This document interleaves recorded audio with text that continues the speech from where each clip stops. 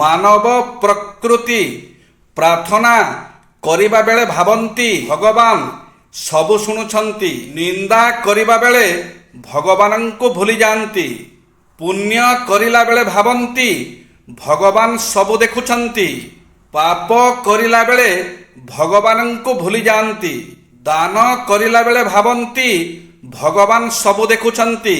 ଚୋରି କରିଲା ବେଳେ ଭଗବାନଙ୍କୁ ଭୁଲି ଯାଆନ୍ତି। ପ୍ରେମ କରିଲା ବେଳେ ଭାବନ୍ତି ଭଗବାନ ଏ ଦୁନିଆ ବନେଇଛନ୍ତି। ଘୃଣା କରିଲା ବେଳେ ଭଗବାନଙ୍କୁ ଭୁଲି ଯାଆନ୍ତି। ଆଉ ତାପରେ ବି ମଣିଷ ନିଜେ ନିଜକୁ ବୁଦ୍ଧିମାନ ଭାବନ୍ତି।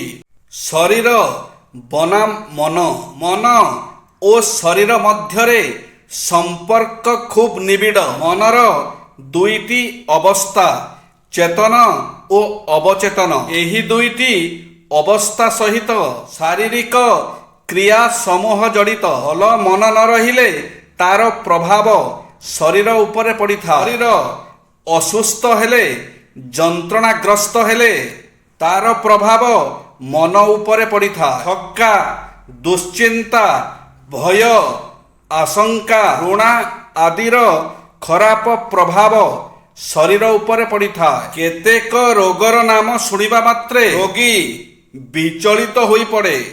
ଅନେକ କ୍ଷେତ୍ରରେ ଇଞ୍ଜେକ୍ସନ ନେବା, ଅପରେସନ ହେବା କଥା ଶୁଣି ଲୋକେ ଡରିଯାଆନ୍ତି। ମାନସିକ ସ୍ତରରେ ନାନା ପ୍ରକାର ପ୍ରତିକ୍ରିୟା ସୃଷ୍ଟି ହୁଏ। ତହିଁର ପ୍ରଭାବ ଶରୀର ଉପରେ ପଡ଼େ।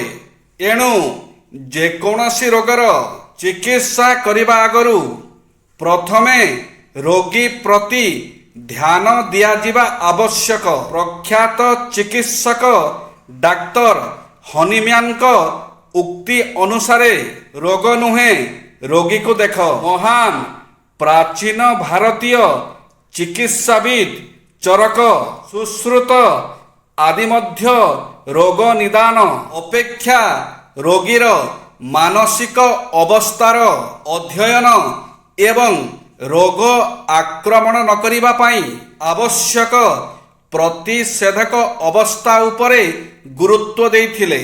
ଯୌଗିକ ବ୍ୟାୟାମର ଉପକାରିତା। ସୁଖ ନିଦ୍ରା କରାଏ।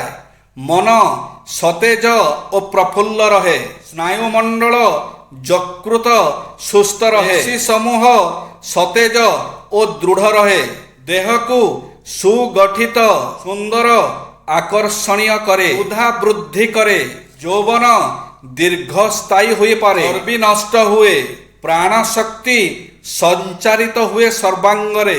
ପେଶୀଗୁଡ଼ିକ ପୁଷ୍ଟ ହୁଏ। ଶିଥିଳ ସ୍ନାୟୁମଣ୍ଡଳ ସତେଜ ହୁଏ। ପାଚନ କ୍ରିୟାକୁ ସବଳ କରେ। ମେଦ ହ୍ରାସ କରେ। କୋଷ୍ଠବଦ୍ଧତା ଦୂର କରେ। ମାନସିକ ପରିଶ୍ରମ ପାଇଁ ଉତ୍ସାହ ଆସେ। ବିଚାର ଶକ୍ତି ଉନ୍ନତ ମାର୍ଜିତ ହୁଏ। ଜୀବାଣୁ ଘଟିତ ହୋଇନଥିବା ରୋଗ ଶୀଘ୍ର ଆରୋଗ୍ୟ ହୁଏ। ଜୟ ଶ୍ରୀ ଜଗନ୍ନାଥ।